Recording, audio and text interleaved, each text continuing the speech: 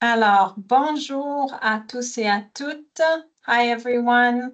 29 septembre 2025. Merci d'être là ce midi avec nous. Nous sommes bien contentes de vous accueillir pour cette première édition de l'automne des Discuter et comprendre. Je me présente, mon nom est Christine Morin, je suis directrice adjointe aux ressources humaines au CIUS du Centre-Ouest de l'île de Montréal. Et je suis avec mes collègues panélistes qui vont se présenter dans une minute. Je vais vous accueillir aujourd'hui en me permettant de vous rappeler qu'est-ce que c'est les discuter et comprendre, puisque peut-être que certains ou certaines d'entre vous sont ici pour la première fois. Donc aujourd'hui, au discuter et comprendre, nous parlerons de sécurisation culturelle en santé et services sociaux. Et donc, on veut un peu faire le point avec nos panélistes et avec vous sur la question de la sécurisation culturelle au sein du réseau. Ce que nous souhaitons donc faire dans les discuter et comprendre, c'est créer des espaces de co-apprentissage réflexif qui visent à favoriser le développement d'une posture inclusive. Donc, on n'est pas dans un mode prescriptif. Ici, dans les échanges, on souhaite être en mode réflexif et se permettre les uns et les autres d'apprendre ensemble. Donc, parfois, apprendre ensemble, c'est aussi désapprendre des choses qu'on pensait connaître et avec de nouvelles perspectives, on déconstruit et on reconstruit ensemble autour d'un sujet donné. Donc, ce sont vraiment les objectifs de nous discuter et comprendre. Évidemment, on va vous demander de participer de manière inclusive. Christina, qui est membre de l'équipe d'IA, va mettre dans le clavardage des éléments au fur et à mesure de l'échange aujourd'hui. Les questions seront également mises dans le clavardage, ainsi que des ressources au fur et à mesure de l'échange. Je me permets de nommer qu'il n'y a pas eu de demande en accessibilité ou d'interprète pour cet événement. Et donc, dans certains cas, la discussion va se passer un peu en anglais, en français, puisque certaines de nos panélistes s'expriment davantage en anglais. Puis, je vais me permettre de faire la traduction imparfaite, comme j'appelle ça. Donc, n'hésitez pas par ailleurs à intervenir. L'objectif de discuter et comprendre, c'est aussi d'être en échange avec vous, participantes et participants. Et donc, on va vous inviter à lever la main, à écrire dans le clavardage si vous avez des questions ou des commentaires ou des réflexions que vous avez envie de partager avec nous. Donc, vous êtes vraiment les bienvenus. Est-ce que j'oublie quelque chose? Non, donc habituellement, on commence avec un tour de table. Je vais inviter dans une minute là, les panélistes à se présenter et on va commencer avec quelques questions qu'on a préparées pour vous. On vous invite évidemment là, à vous joindre à l'échange après quelques questions avec vos questions, vos réflexions à nous partager. Donc, d'entrée de jeu, aujourd'hui, on voulait parler donc de sécurisation culturelle. On souhaitait faire le point sur où nous en sommes avec la sécurisation culturelle dans le réseau de la santé et des services sociaux. Comme on le mentionnait précédemment, là, hier, c'était la 5e année qui commémorait le décès de Joyce Echaquan et on va en parler aujourd'hui. Qu'est-ce que ça veut dire, la sécurisation culturelle dans les soins? C'est un concept qui est à la fois simple et très complexe. Puis afin de se donner une compréhension commune là, de ce concept-là, on va commencer par mettre la table ensemble. Je vais vous présenter une définition qui provient des lignes directrices ministérielles de la sécurisation culturelle, sachant qu'une définition de quelques lignes, c'est jamais complet. Donc, c'est pour ça qu'on fait un échange aujourd'hui autour de la question. La sécurisation, je vais la lire en français. Je vais la lire, pardon, en français et je vais la lire en anglais également. La sécurisation culturelle vise à rétablir et renforcer l'équité pour les Premières Nations et les Inuits. Elle reconnaît les inéquités existantes et s'efforce de combler ces écarts grâce à des pratiques pertinentes. Ce sont les Autochtones eux-mêmes qui définissent ce qu'est un soin ou un service culturellement sécuritaire à travers leurs propres expériences. Donc, cultural safety is a simple yet highly complex concept, as I said.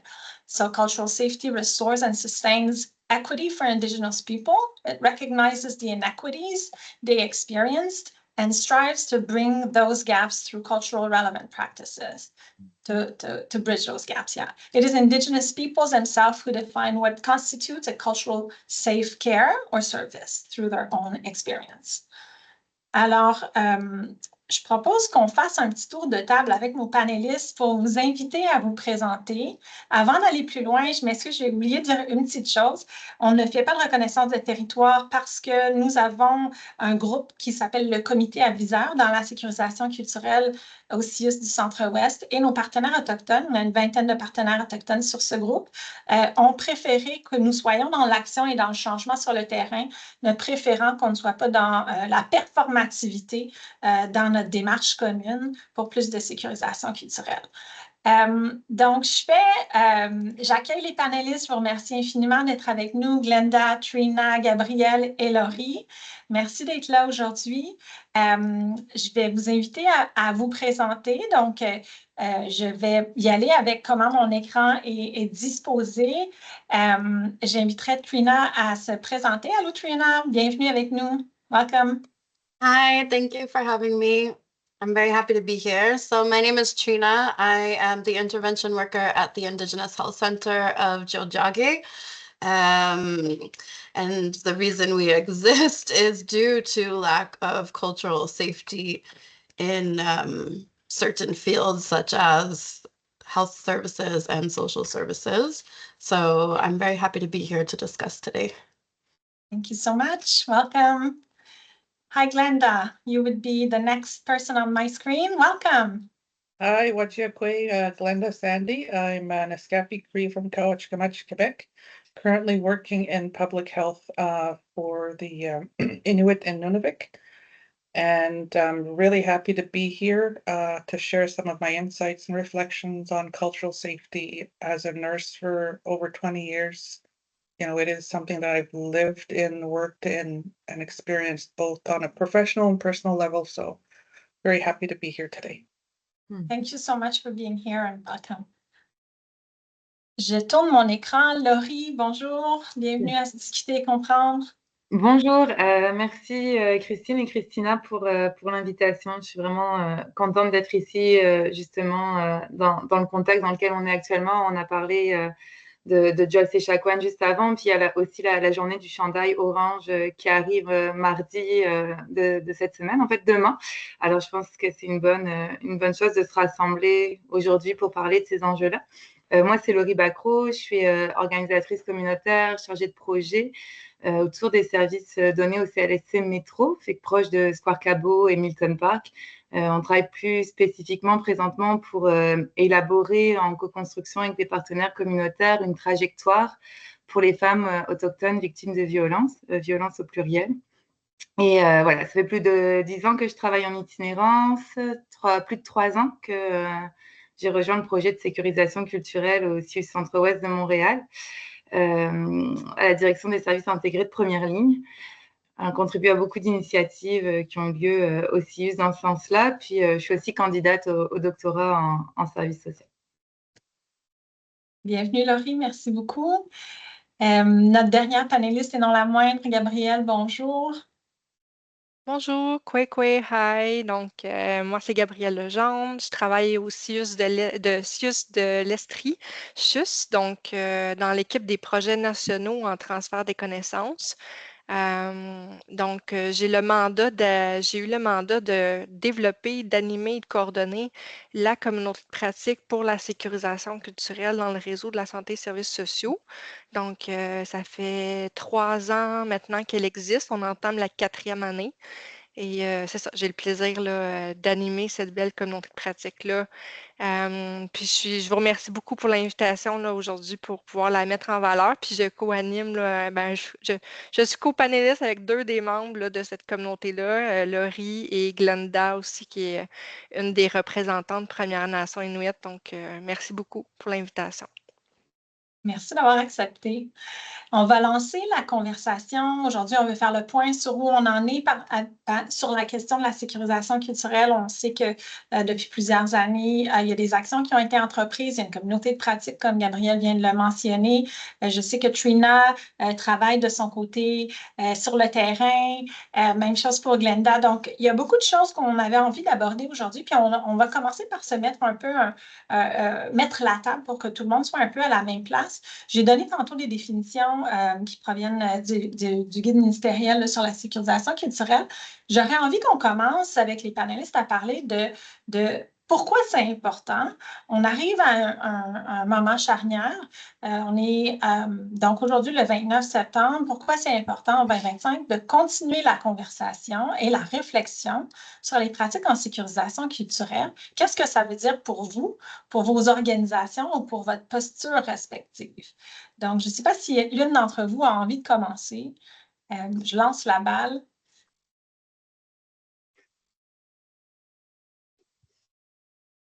Je peux commencer si vous voulez. Laurie. Je suis peut-être celle qui a besoin d'aller de l'avant quand il y a trop de silence. Mais oui, d'abord, je vais m'assurer que tout le monde me voit, parce que j'ai une collègue qui m'a écrit pour me dire qu'elle ne me voyait pas, mais vous me voyez bien ici? Oui. Bon, bah parfait. Oui, cette importance-là, il y a eu plusieurs... la sécurisation culturelle n'existerait pas si ça n'avait pas eu une histoire de la discrimination, puis du colonialisme, une histoire violente, répétée et marquée.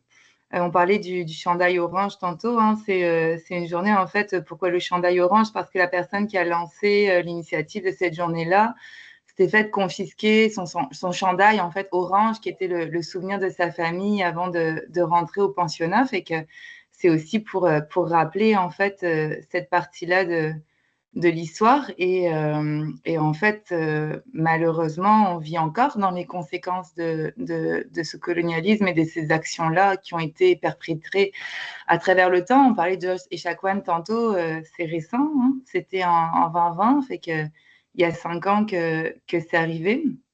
Et si elle ne s'était pas filmée à ce moment-là, ça aurait encore été tu. Fait que toutes les initiatives qui ont été mises en place récemment, puis dans les dernières années, c'est une reconnaissance des sévices qui ont été infligés, de cette injustice-là, dans une volonté de finalement répondre à la mission même. Moi, j'ai parlé pour le système de santé, là, mais du principe d'équité, en fait, d'offrir des soins accessibles à tous et à toutes. Là, pour le coup, dans un exercice de réparation, c'est essentiel. On l'a dit tantôt, il y a eu beaucoup d'initiatives qui ont été menées au cours des dernières années.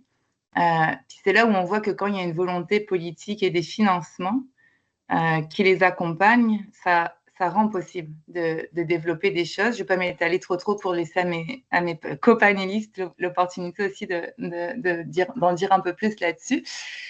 Mais oui, c'est ça. C'est quelque chose qui est en marche et je ne pense pas que ça pourrait ou devrait s'arrêter, mais ça doit continuer en fait à se déployer. Puis merci de cette organisation-là aujourd'hui. Je pense que ce panel-là, c'est un beau panel justement pour rappeler l'importance et la nécessité d'agir en sécurisation culturelle. Merci Laurie pour cette intervention. Je me tourne vers mes collègues panélistes. I think I can jump in and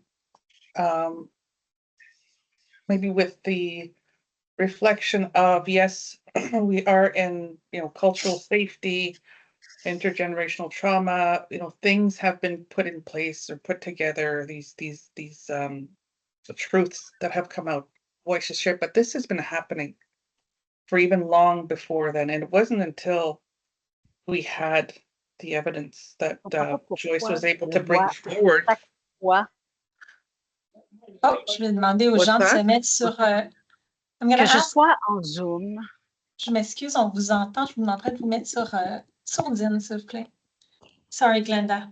Yeah, with what happened 5 years ago was when, okay, there, now we have proof, things that we've heard, that we've lived, that we've experienced, and that we knew of, but, could not get it out because there was that denial. And so now the idea of having, it's great. But I think that the missing piece is the recognition that racism does exist in our system. And without that, we can only go so far with playing with semantics and trying to get to that next, it has to come at a greater level in society to be able to do more.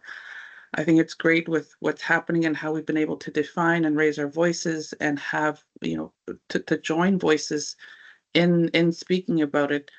But there's also that elephant in the room of we're not naming the actual name of it. And until that happens, like, I will still be involved in this, but the real shift will come when that day comes that our province joins the rest of Canada in acknowledging its existence.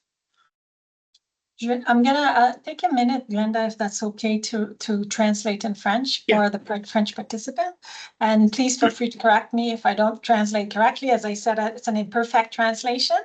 The idea is, je vais me permettre de juste traduire rapidement ce que Glenda nommait. Donc, oui, c'est bien, on reconnaît les inéquités, on reconnaît les souffrances que les communautés autochtones ont vécues depuis très longtemps, depuis beaucoup plus longtemps que parfois on imagine. Par contre, il faudrait peut-être nommer l'éléphant dans la pièce, qui est de reconnaître la discrimination systémique est aussi existante au Québec, comme dans le reste du Canada, où c'est reconnu par les gouvernements.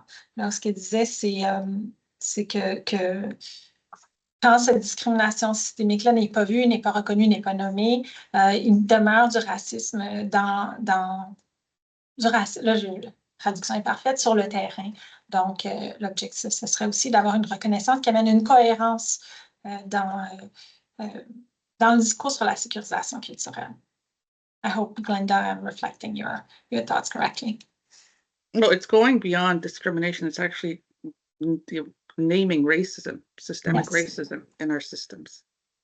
Alors, nommer le racisme systémique dans nos réseaux ou dans nos systèmes de santé sociaux notamment, ou dans nos systèmes plus macro. Thank you, Glenda.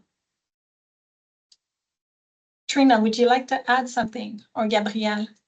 I can just add that it needs to be recognized that this is coming from generations and generations and generations of trauma.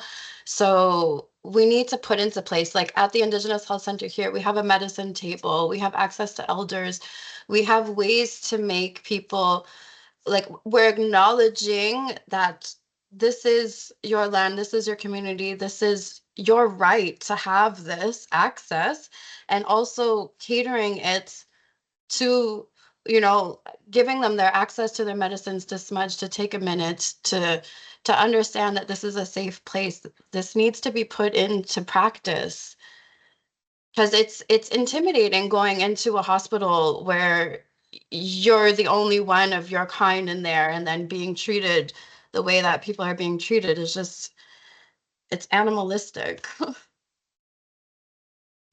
Merci pour ça, Trina. Je me prends des notes sur le côté pour pouvoir traduire avec le plus fidèlement possible tes propos.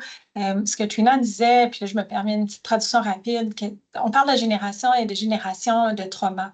Et au Centre de santé autochtone, c'est des interventions qu'ils font auprès dans leurs accompagnements, c'est des interventions qu'ils font et qui expliquent que les gens ont des droits. Ça peut être très intimidant de venir dans un réseau de santé, dans un hôpital, quand on n'est pas considéré avec notre culture et nos besoins. Et le travail du Centre de santé autochtone, c'est aussi de rappeler qu'ils ont le droit d'être servis en fonction de leurs besoins, basés dans la culture autochtone qu'ils portent. Et qui peuvent revendiquer ces droits dans les espaces de santé et services sociaux. I hope, Trina, it's okay. It reflects what you're saying. It did, thank you. Gabrielle, je ne sais pas si tu voudrais ajouter quelque chose concernant la sécurisation. C'est toutes des choses qu'on met beaucoup en valeur là, dans la communauté pratique, que ce soit d'adapter les soins aux besoins culturels ou linguistiques ou identitaires des usagers. L'importance de réduire les inégalités puis d'améliorer l'accès et la qualité des services, d'améliorer aussi les communications pour renforcer la confiance qui a été brisée. Donc, on n'a pas peur de mettre de l'avant des activités comme un des prochains webinaires qu'on va avoir, ça va être avec le bureau du principe de Joyce. Donc, on va très certainement parler de racisme systémique. Donc, je pense que c'est important de pouvoir parler librement de ces sujets-là dans la communauté pratique.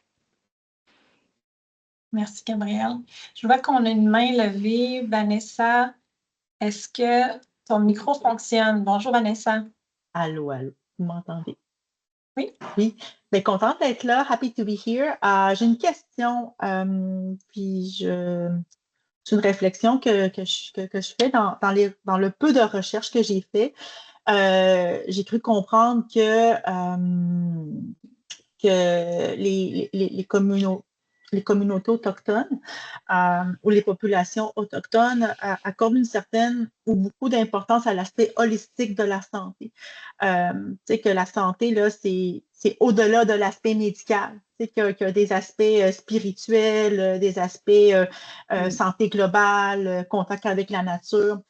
Et je me demandais, étant selon ma compréhension, une valeur ou un besoin fondamental, comment est-ce que notre réseau peut répondre à ce besoin-là dans les soins? So I'm going to translate my question in English. Very happy to be here. My question is, I did a little research about First Nations and Inuit communities, and what I understanding is that there is a need and a value about interpreting or knowing health as holistic health. So health is being in contact with nature, spiritual aspects in health. So my question is, how can our health network, medicalized health work, can conceive and can conciliate those values with the current practice? I don't know if I'm not clear, if I'm not, or if I'm mistaken, please let me know, because I'm very interested in that topic and I want to be sure to use the good terms and to be right in my assertions. So thank you. Merci. Merci, Vanessa. Je me tourne vers les panélistes. Est-ce que quelqu'un a envie de répondre à cette question? I'll take a stab at it. I think first and foremost, I think is to recognize where you are and who are the people that are living around there that would be able to better direct you into how you can make the services that are available more accessible, more open to seeing how they, because there's always this need to pan-indigenize things and have like one model fits all, and that is not, that's far from reality. Experiences and realities from the north are very different from the south, which are very different from west, from the east, with different nations having different different values and different belief systems, norms, etc. So the first step would be to understand where you are and seek out that advice of the people that you are cohabitating with, to do that. And so it's yeah, I'll stop there. I'll let my other co-panelists answer as well. Je ne sais pas, Laurie, si tu veux parler des séances de smudging que vous avez commencé à essayer de mettre en place? Ah, oui, on a une... mais effectivement, la vision holistique de la santé, c'est un élément qui revient beaucoup. Effectivement, on a installé une salle de purification, smudging room, au CLSC Métro, à la demande d'usagers qui reçoivent des soins de santé, services sociaux, pour qu'ils puissent connecter en fait avec cette partie-là de la spiritualité. Il y a ce qu'on peut faire à l'intérieur de nos réseaux, puis je pense que c'est essentiel, notamment l'approche biomédicale de la santé est très individualiste versus une approche collective, fait que de permettre aussi à plusieurs personnes d'un même groupe, d'une même communauté aussi de venir ensemble. Je pense que c'est important de respecter en fait cette vision-là de la communauté. Puis à un autre niveau, pour sortir un peu du réseau de la santé, il y a plusieurs initiatives aussi qui se développent pour justement permettre d'être en groupe. Moi, je travaille en itinérance, c'est sûr, mais il y a de favoriser les initiatives par et pour. Par exemple, au Centre d'amitié autochtone, il y a c'est une personne qui peut être là pour la spiritualité. Il y a une clinique aussi de santé qui est présente sur place. Et puis, je suis sûre, Twina, vous allez avoir beaucoup de choses à dire aussi. Fait que je ne parle pas de vous, là, je sais que tu vas le faire. Oui, c'est ça. Donc, c'est une conception, en fait, de respect. Puis, comme disait Glenda, de ne pas mettre tout le monde dans le même panier parce qu'effectivement, il y a plusieurs cultures, plusieurs histoires, plusieurs traditions, plusieurs façons de faire. Fait que ça, c'est important aussi de le voir. Puis dans l'approche biomédicale versus une approche holistique ou plus traditionnelle de la santé, de aussi à prendre pour habitude de demander si la personne consomme des plantes, par exemple, parce qu'il y a des plantes qui peuvent avoir des interactions avec des médicaments. Et c'est important aussi de comprendre ces façons-là de se soigner pour être capable d'éviter de faire des mauvaises interactions, par exemple. Can I go off of what the question was? First of all, I think it's great that you are here and that you are trying to be appropriate with your vocabulary and that you're asking questions. I really appreciate that. So I wanted to kind of go off of what Glenda was saying about there's a way to go about it and do it in a good way. Find your community nearby. Try and speak to an elder and go about it. Don't just appropriate it. Go about it in a good, uplifting way. Also at the Indigenous Health Center, we do medicine walks here. So we teach about the medicine that is growing on the land for free and the reactions it will have with either substances or prescribed medications. But like you can go, there's always a good way to go about it. You can grow your medicine, you can offer it to people coming in, you can have an elder present. This is all accessible. It's just how you go about it. Vanessa, j'espère que ça répond. Gabrielle, est-ce que tu as envie d'ajouter quelque chose? Oui, ben, n'étant pas experte sur le terrain, là, je vais peut-être plus parler des initiatives d'autres établissements qui sont faits dans le réseau. Mais je sais que le CHU de Québec, eux, sont allés visiter plusieurs centres de médecine traditionnelle à travers le Québec, même en Ontario, au nouveau, excusez, dans l'Ouest canadien, en Colombie-Britannique. Ils sont même allés au Yukon, si je ne me trompe pas. Donc, ils ont fait des visites de centres traditionnels comme ça pour aller retirer des leçons. Puis, on est au début quand même de l'implantation de la sécurisation culturelle pour les établissements dans le réseau de la santé et services sociaux. Donc, lentement, mais sûrement, mais c'est des beaux projets là, déjà qui se font. Puis, il y a des rapports disponibles pour tous les autres établissements là, qui souhaiteraient s'en inspirer aussi. Puis je pense que ce que je retiens il y a beaucoup de choses que vous avez nommées suite à la question de Vanessa. Puis une chose qui est claire, c'est de connecter avec les communautés locales. Hein. Cette idée que c'est pas un one size fit all pour reprendre les propos de Glenda. Puis souvent, on veut bien faire, puis on aurait tendance à faire du copier-coller, alors que la démarche, c'est plutôt de se connecter à nos localités, puis à nos communautés locales, puis aller voir les aînés et de se renseigner, puis être plus proactif localement pour mieux comprendre justement quand on parle de santé et services sociaux, là, quels sont les besoins, puis les perspectives, puis qu'est-ce que les gens ont à dire sur le terrain. Si on parle un petit peu des déterminants, parce que le temps file, si on parle un petit peu des besoins justement des communautés. Est-ce qu'on pourrait faire un petit Twina, Glenda, je sais que vous êtes les deux connectés sur les besoins des communautés dans vos positions respectives. Est-ce qu'on pourrait parler un peu des besoins prioritaires qui sont exprimés par les communautés autochtones en matière de santé et services sociaux dans vos communautés respectives là, qui ne sont pas les mêmes? I don't know if you can talk to it a little bit. I can start. So we're talking about the social detriments and the community needs? Yeah. Okay, so what would be is there priority needs that are expressed by the community, Indigenous Health Center? Yeah. The number one is access to culturally safe healthcare. That is number one. People are dying. That is the priority. Also for mental health and addiction support, housing, the housing crisis, food security, youth and family support. Children are being taken away from their parents and put into white households. Like there is, and it seems like basic needs, but this is a priority. This is needed in the community. It's everywhere you go. You're not sure, how am I going to be treated today? You know, am I going to suffer racism at the hand of the doctor today? It's everywhere you go. There's a priority in every sphere, every aspect. In that regards, what's the role of your organization? Can you tell us a little more? Trina nous disait que oui, il y a des besoins qui sont exprimés par les communautés locales à plusieurs niveaux, là. On parle premièrement du premier besoin qui est exprimé, les soins culturellement sécurisants.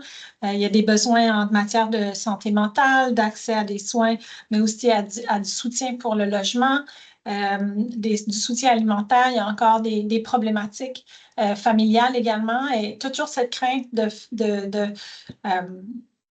je n'ai pas le bon mot là, because I'm translating in my head, but toujours cette crainte du racisme finalement dans le soin ou dans le service.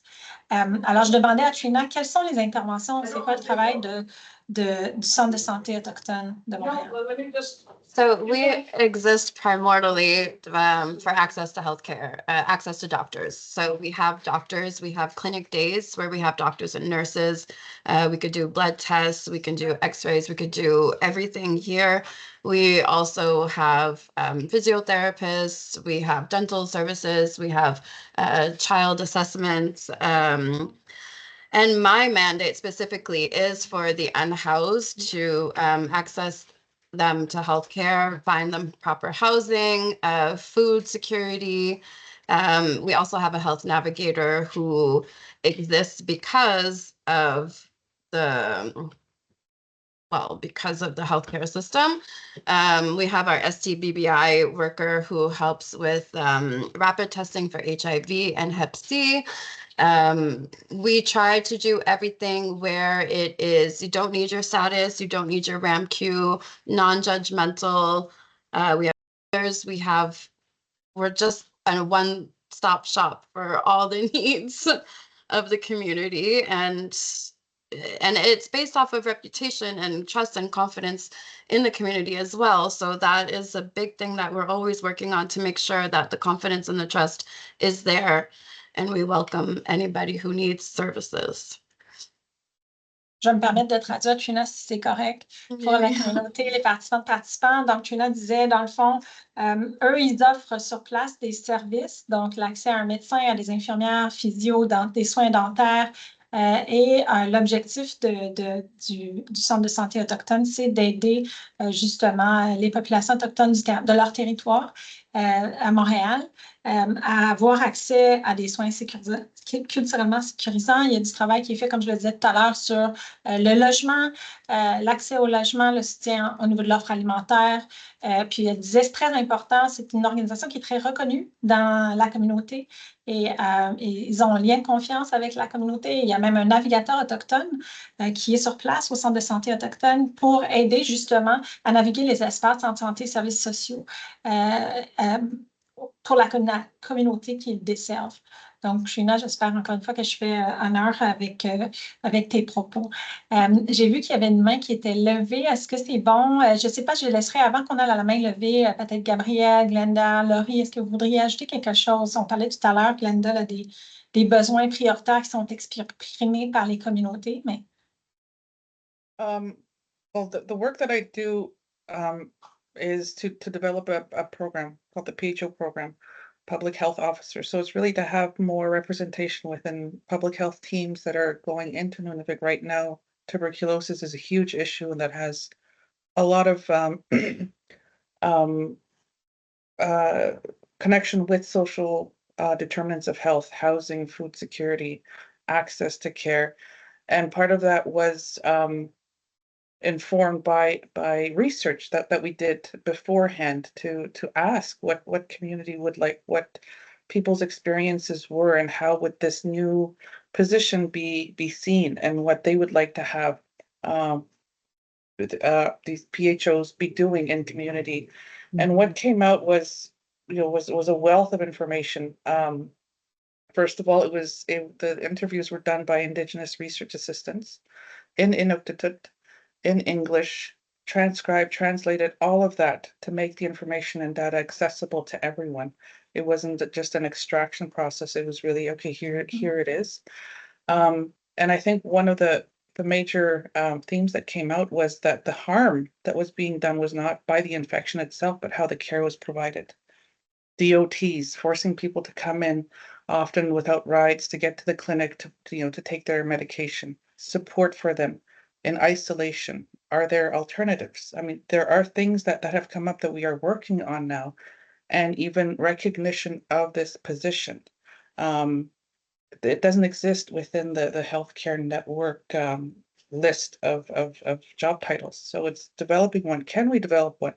It's been a long process, and I think it's maybe removing those barriers or creating open spaces to have these discussions and make it less bureaucratic in how it's done, because it's not how we as Indigenous people govern ourselves. It was very much an open consensus dialogue, respectful conversations, whereas the system that we work in is very hierarchical.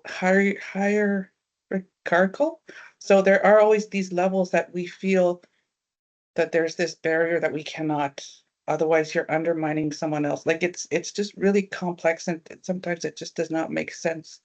But opening that up, providing the resources to address things that even Trina has named, I think I could go on, but again, I'm respectful of the time that we have left, but yeah, stop there. Well, we can always come back to it. This is a conversation. I'm going to try to translate what you shared with us, if that's okay. Ce que Glenda nommait, c'est qu'ils ont travaillé fort donc en santé publique pour développer une forme de dialogue avec les communautés et que, bon, il y a eu une recherche qui a été faite sur les besoins en santé autochtone. Les interviews ont eu lieu en Inuktitut et aussi en anglais. Ça a été traduit pour que tout le monde puisse avoir accès à l'information puis qu'on puisse créer un dialogue qui est ancré dans les besoins de la communauté, qui vient un peu défaire souvent tous les niveaux de paliers bureaucratiques qu'on peut avoir dans le réseau de la santé. Et l'objectif, c'est justement en diminuant une forme de dialogue bureaucratique, augmenter la réponse à des besoins du terrain qui sont concrets, comment on donne les soins. Il y a des questions de déplacement, d'accès aux déplacements, d'accès aux soins, justement. Est-ce qu'on peut faciliter les aspects logistiques, mais aussi centrer sur les besoins du terrain quand on déploie des soins en santé publique? Ce qu'elle nommait, c'est qu'il y avait, par exemple, des besoins autour il y a des problématiques en lien avec la tuberculose, et on se rendait compte que la problématique était plus grande finalement. Donc, en travaillant à développer ce dialogue-là avec la communauté, on peut s'assurer de développer des soins de santé et services sociaux qui sont vraiment plus adaptés au vécu des personnes dans les communautés. Parce que c'est ça qui compte finalement, c'est qu'on puisse rejoindre les gens comme ils en ont besoin. I hope, Glenda. Est-ce que je peux juste ajouter quelque chose? Parce Absolument. que c'était hyper important. Qu'est-ce qu'elle disait? C'est pas nécessairement le virus de la tuberculose qui est le problème, mais c'est l'accès de faire les traitements et tout ça. C'est ça qui était important à dire. Merci, Trina. J'avais de la misère à tout prendre en note là, dans ma traduction imparfaite. Super. J'aurais envie de me tourner vers la main levée avant. Laurie, Gabrielle, est-ce que c'est bon pour vous? Alors, je vois qu'il y a quelqu'un qui a la main levée. Sophonie, est-ce que vous voulez prendre la parole? Oui, bonjour. Merci beaucoup pour toutes ces informations. Est-ce que vous m'entendez bien? Très bien. OK, parfait.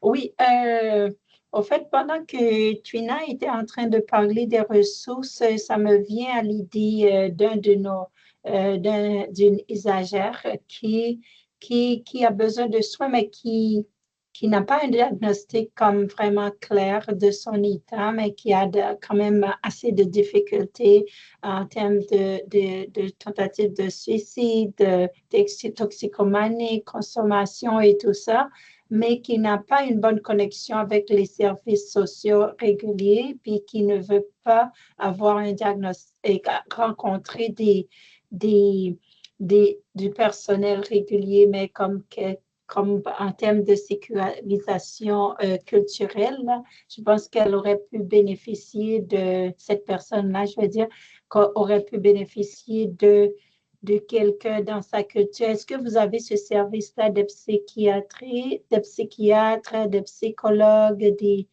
personnes qui donnent ces genres de services, qui pourraient poser un diagnostic clair et puis un accompagnement continu avec un tel profil? Trina, I see you. Je vois que tu hoches la tête. Oui, on a accès, we have spiritual healers and we have access to a psychologist and psychiatrist for, I left my email in the chat. J'ai laissé mon courriel dans le chat si vous voulez m'envoyer un courriel après. Peut-être on peut donner un peu de soutien pour ce cas-là. Génial, merci beaucoup. Sinon, je rajouterais peut-être que dans le réseau de la santé, dans les CIS et les CIUS, il y a différents, les navigateurs de services autochtones qui sont là aussi pour accompagner la clientèle autochtone.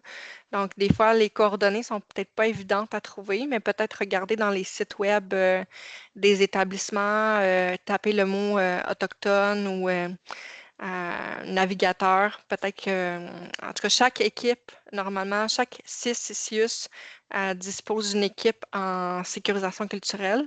Donc, peut-être aussi voir à l'interne, au niveau des professionnels, à qui se référer quand vous avez de la clientèle autochtone pour mieux les soutenir et les accompagner. Merci pour cette Parfait, intervention. merci. On va aussi vous donner quelques ressources après la conversation aujourd'hui, mais comme vous avez déjà les contacts des panélistes, merci pour ça. J'essaie de voir, est-ce qu'il y a d'autres personnes qui auraient envie d'intervenir avant que je lance une autre question? Non, moi, je voulais vous laisser l'espace. J'aimerais ça qu'on continue la conversation, en fait, peut-être avec Gabrielle, parler un peu de ce que vous faites dans la communauté de pratique pour la sécurisation culturelle. Donc, si on pouvait parler un petit peu peut-être de l'objectif. Tantôt, tu as mentionné que vous êtes déjà en place depuis 4 ans. Dans votre raison d'être, qu'est-ce qui ressort de l'impact de la communauté ou du partage au sein de vos membres? Je ne sais pas si tu peux nous en parler un petit peu plus, Gabrielle. Oui, dans le fond, la communauté de pratique en sécurisation culturelle, c'est vraiment une initiative qui a été mise en place pour faire suite au guide de sécurisation culturelle là, qui a été produit par le ministère de la Santé et des Services sociaux en partenariat avec différents partenaires autochtones et d'autres, il y avait plusieurs partenaires là, aussi de la recherche.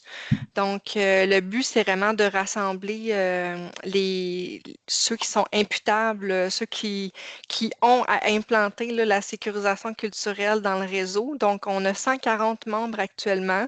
Donc, elle s'adresse vraiment aux gestionnaires là, et professionnels qui s'occupent d'implanter la sécurisation culturelle.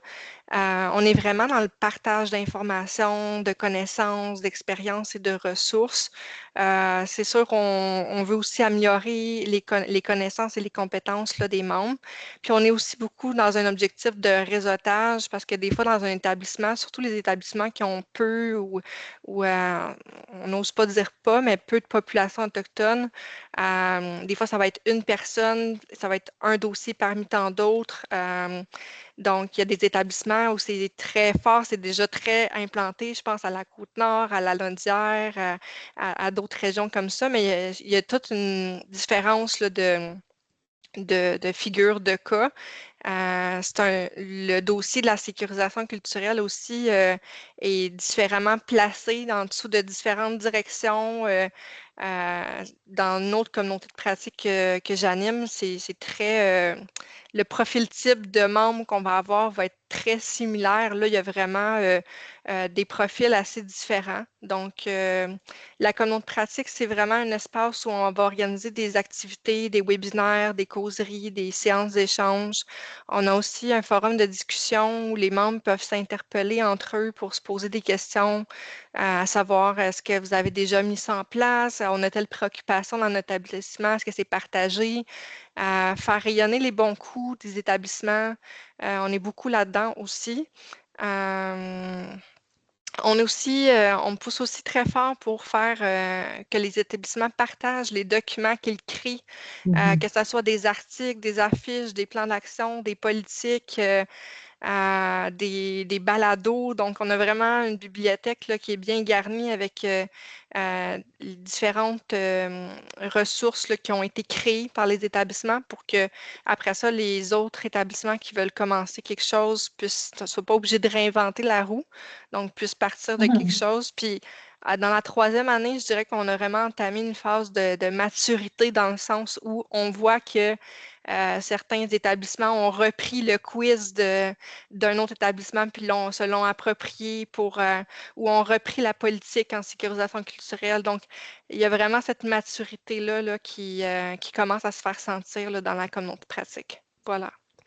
Je ne veux pas trop prendre d'espace, mais si vous avez des questions sur la communauté pratique, ça va me faire plaisir.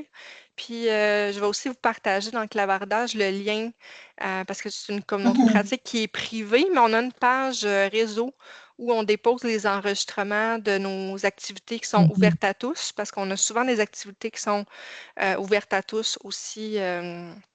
Voilà, fait que je vous dépose ça dans le clavardage. Merci, Gabrielle.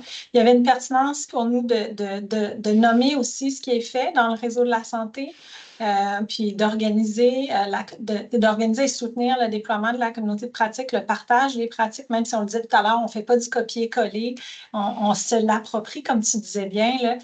Localement, bien, je pense que c'est important de dire qu'il y a des actions concrètes qui sont mises en place. Puis souvent, on cherche des actions concrètes pour plus de sécurisation culturelle. C'est des questions qu'on entend souvent sur le terrain. Donc, je pense que c'est une façon de rediriger et d'amener les gens qui veulent aller plus loin dans leur pratique ou dans leur réflexion, parce que c'est aussi ça, ce moment où on échange sur la sécurisation culturelle. Il faut qu'on s'approprie ce que ça veut dire concrètement sur le terrain avec les gens qui ont des besoins dans les populations, qui viennent chercher nos soins et nos services.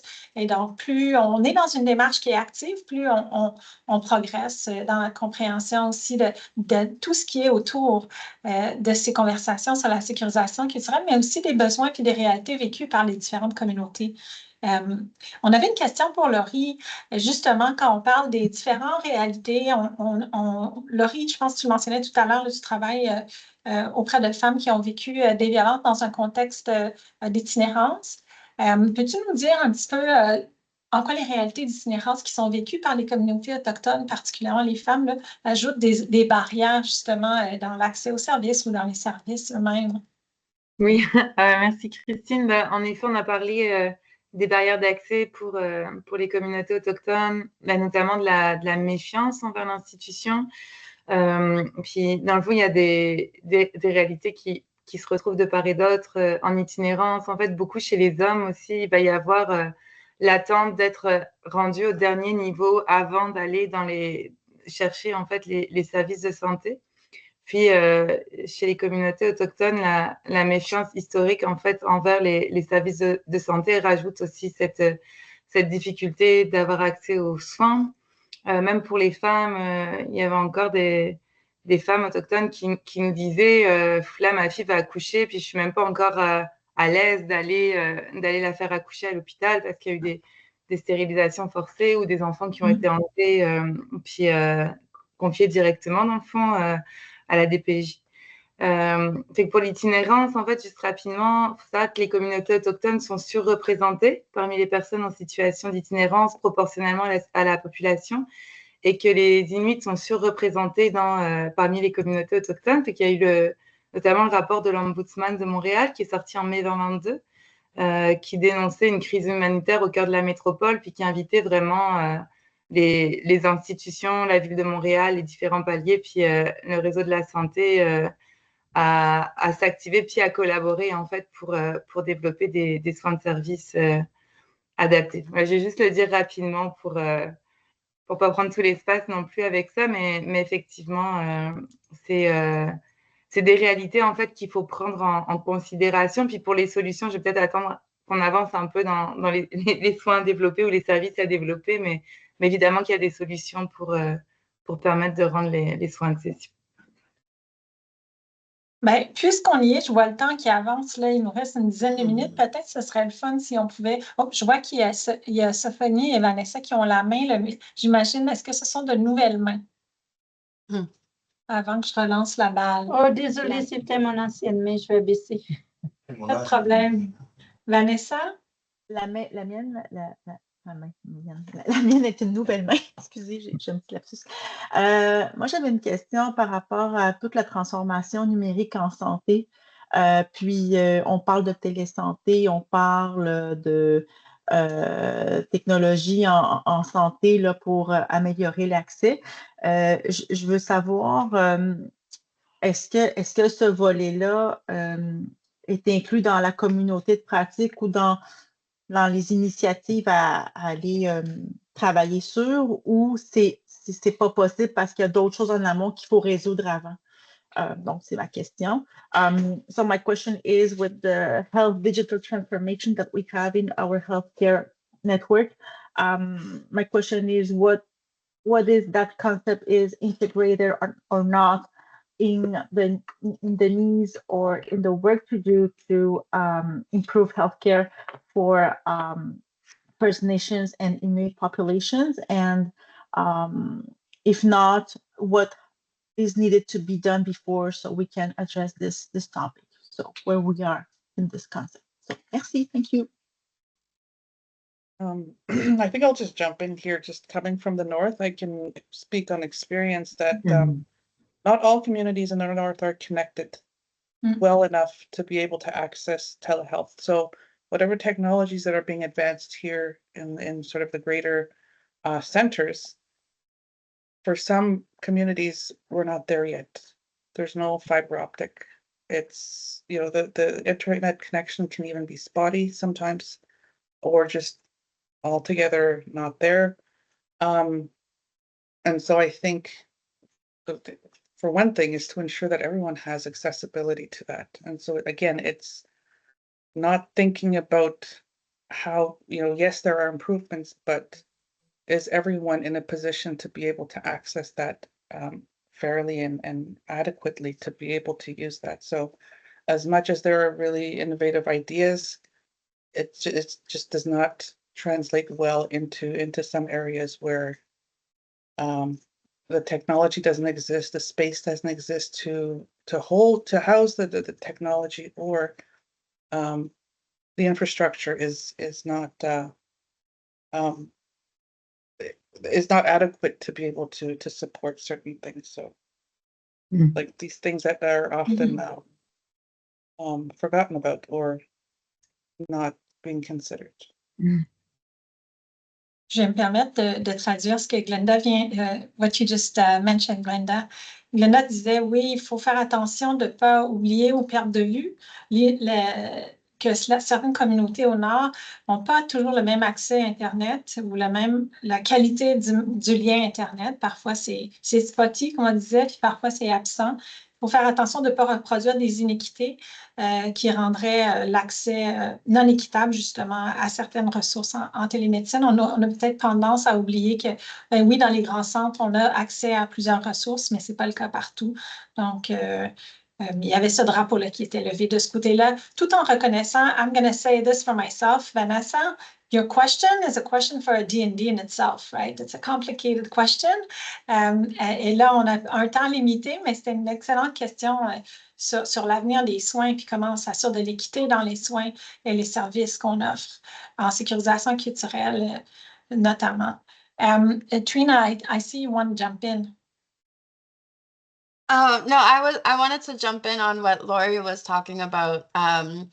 It just made me think of something about women suffering violence and homelessness, and it just made me think of a client that is terminally ill, but because she's homeless, there's a stigma around her, and the hospitals don't want to be that bed for her because she doesn't have a bed somewhere else. So I was just thinking about what Lori was saying, and it just kind of came to my head that is still an issue today. So not only is it dangerous to be on the streets as a woman, but you're not even welcomed in a hospital when you need to be there. Yeah. Alors, je vais me permettre de retraduire ça aussi, Trina, si c'est OK. Pour les gens qui sont peut-être moins anglophones, ce que Trina mentionnait, c'était pour rebondir sur les propos de Laurie quant aux réalités des femmes autochtones qui sont en situation d'itinérance. elle nommait donc il y a quelqu'un qui les accompagne, qui est en fin de vie et qui aurait besoin de soins d'hébergement notamment, des soins de fin de vie, si je comprends bien, Trina. Et c'est très difficile de trouver un hôpital pour l'accueillir puisque c'est une femme qui vit de l'itinérance et que c'est encore une réalité très stigmatisée. Et donc, dans ce cas-ci, il y a des barrières à l'accès à des soins qu'on aurait normalement droit d'avoir. I'm not saying it perfectly correctly, Trina, but ça nous laisse à réfléchir. Quand on fait le point aujourd'hui sur la sécurisation culturelle, je pense que ça soulève encore les questions des avancées qui restent à faire sur le terrain pour plus d'équité, pour plus de reconnaissance des droits, pour reconnaissance des besoins, puis de la particularité de chacune des communautés ou des familles même qui peuvent avoir des besoins différents au sein d'une même communauté. On arrive à la fin. J'aurais aimé ça faire un petit tour de table puis voir avec vous, les panélistes, si vous avez des réflexions que vous aimeriez laisser pour qu'on puisse continuer, nous, à réfléchir, puis peut-être à prendre action quand on parle de sécurisation culturelle. Je pense que c'est un peu l'objectif de la rencontre d'aujourd'hui, de dire comment on peut s'approprier ces réflexions-là, même si on n'est pas membre d'une communauté autochtone, on est membre du réseau de la santé et des services sociaux. Et on le sait que dans la mission du réseau, être centré sur l'usagère et l'usager, ça fait partie de nos réalités. Et donc, j'avais envie d'inviter nos 4 panélistes avec un petit mot de la fin, si vous avez envie de nous laisser avec quelque chose. C'est toujours difficile, ce moment où on termine, mais je pense que c'est important de faire un petit tour de table avec vous. Je ne sais pas si quelqu'un a envie de partir le bal. I think for me, in the work that I've been doing and working with colleagues, not to be afraid, to be vulnerable and to open up reflections on your own bias and how that, may be inadvertently contributing to unsafe environments. Not to put the blame, but just to be more open. And I think for me, that's always, first things first is to be open to that. Sometimes in our environment, it can be very, very competitive, very, who knows the best, who is the expert. And often we need to remove that burden and just be human so that we can bring the care back. Merci pour ça, Glenda. Je vais le traduire rapidement. Glenda nous invite à être humain, à garder le temps d'être ouvert, puis de se questionner sur nos propres biais, savoir comment nous, on contribue ou pas à un environnement qui serait culturellement sécurisant. De ne pas oublier que même si on est dans des environnements compétitifs, exigeants, qui nous poussent, on est aussi des humains avec des sentiments, on peut être vulnérable, puis se questionner sur notre part active ou inactive dans la sécurisation culturelle ou dans la façon dont on interagit avec notamment dans ce cas-ci les communautés autochtones.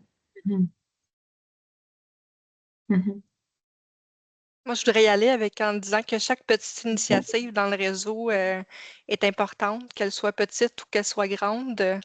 Des fois, on a des établissements qui sont, comme je disais tantôt, qui ont moins de population autochtone, qui sont peut-être gênés pas gênés, mais qui pensent que qu'est-ce qu'ils font, c'est pas assez ou c'est pas important ou c'est pas comparable à.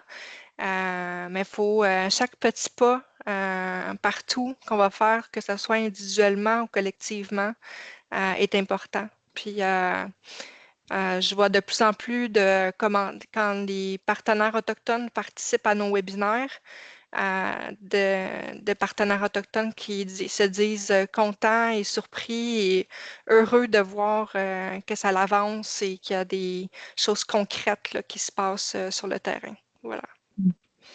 Merci, Gabrielle. Moi, je vais continuer rapidement. C'est ça, je voulais dire. Déjà, le fait qu'il y ait eu du monde aujourd'hui, qu'il y ait cet intérêt-là, je trouve que c'est vraiment bon signe. Et je voulais vous remercier pour votre présence. Puis, de ce que j'ai vu, l'audience était bonne jusqu'à la fin. Fait que je suis quand même reconnaissante pour ça. Je trouvais que je n'avais pas assez parlé des solutions, mais je voulais dire rapidement, il y a des formations qui existent. Il y a l'UQAT qui fait toute une série de formations, notamment données par des personnes autochtones qui sont bien renseignées, bien au fait et qui ont vraiment des bonnes formations. Fait que ça peut être intéressant. Je voulais dire, par exemple, bon, il y a les Parés pour, qui est vraiment des initiatives merveilleuses, puis que j'encourage de tout mon cœur, honnêtement. Mais nous, par exemple, je vois au CLSC Métro, on regarde aussi qu'est-ce qui peut être fait au niveau des services de proximité, notamment avec l'équipe Connexion, des infirmières de proximité qui peuvent aller dans les organismes communautaires, mais aussi avec les navigateurs autochtones, les agents de liaison autochtones, de faire communiquer les services, de collaborer, de se connaître, d'apprendre à se connaître localement, justement ce qui avait été rappelé tantôt, de faire connaître les services de part et d'autre, communautaires et aussi réseau de la santé, services sociaux, c'est essentiel pour travailler ensemble puis développer des services adaptés. Ouais, c'était pas mal ça que je voulais dire, mais ça, les formations existent, fait que continuez à vous renseigner, à regarder et puis à interpeller. Je voulais dire aussi au Centre-Ouest, il y a Voice, qui est un service d'interprétariat. Il y a l'Inuktitut, il y a le CRI notamment, qui peut être utilisé avec des personnes qui sont là en vidéo, dans le fond, pour offrir les services, et que n'hésitez pas à vous en servir aussi. Ouais, puis merci pour aujourd'hui. Merci, Laurie. Trina? I would just like to say, if it's needed, it is needed, cultural safety workshops, that we can offer them as well at the Indigenous Health Center. We can offer workshops for health professionals or any type of professional that is looking to improve and creating a more culturally safe space. And I would like to see some action done by the next discussion. I would really like to see if we could do a little resume, or whoever's doing it, a little resume on what's been done, because I really enjoy these discussions. I really enjoy the panelists that we had today. I would just like to see a little more action, you know, because things are happening. Like Joyce was 5 years ago. It's still happening. So I would like to see some action. Yeah, call to action. And I think you're on the ground, and so thank you for reminding us of that. Merci, Trina, pour ce mot de la fin. Thank you, everyone. I know it's 1:02. This was a meaningful conversation. Merci à tous nos panélistes d'avoir été avec nous aujourd'hui pour partager, pour échanger, pour répondre aux questions. On va vous envoyer une panoplie de ressources par la suite de cet échange. Vous aurez aussi accès à l'enregistrement pour la session aujourd'hui. On vous invite à continuer les discussions. J'ai vu qu'il y avait des questions dans le clavardage. Là, on va y revenir par la suite si on n'a pas répondu à tout aujourd'hui. Et merci encore à nos 4 panélistes, Glenda, Trina, Laurie et Gabrielle. Bonne journée à tous. Merci. Thank you. Bye-bye. Laurie, as-tu 3 minutes? Oui, ça, il me semblait qu'on restait, hein, mais j'attends Oui, que... c'est ça. Okay. Je ne sais pas si on va être capable de les rappeler.